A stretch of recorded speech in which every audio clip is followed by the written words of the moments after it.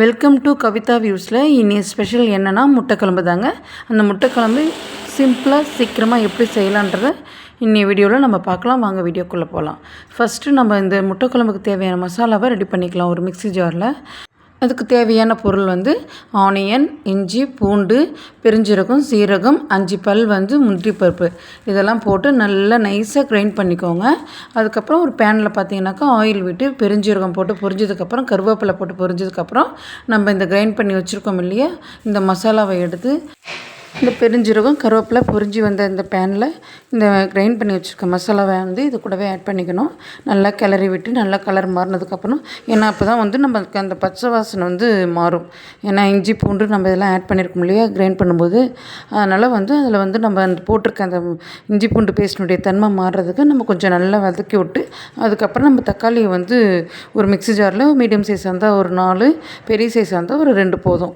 அதை நல்லா அரைச்சி இது கூடவே ஆட் பண்ணி நல்லா கிளறி விட்டு, இது கூடவே நம்ம மசாலாலாம் ஆட் பண்ணிக்கணும்.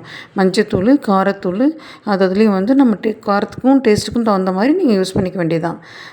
மஞ்சத்தூள், காரத்தூள், கரம் மசாலா, சிக்கன் மசாலா இல்லை மட்டன் மசாலா எதனா ஒன்று ஆட் பண்ணிக்க வேண்டியதுதான்.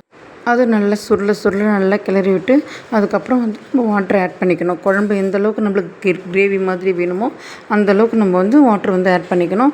நல்லா கிளறி விட்டு நல்லா மூடி வச்சு நல்லா கொதி அந்த ஆயில் மேலே படிஞ்சிருக்கு இல்லைங்களா, அந்த ஆயில் படிஞ்சு வந்தால் தான் நம்மளுக்கு குழம்பு ரெடி ஆகிருக்குன்னு அர்த்தம். அதுக்கப்புறம் நம்ம இந்த முட்டையை ஒன்று ஒன்றா ஒரு பவுலில் கிணத்துல உடச்சி ஊற்றி பார்த்துட்டு தான் நம்ம குழம்புல ஆட் பண்ணணும். டைரெக்டாக பண்ணக்கூடாது.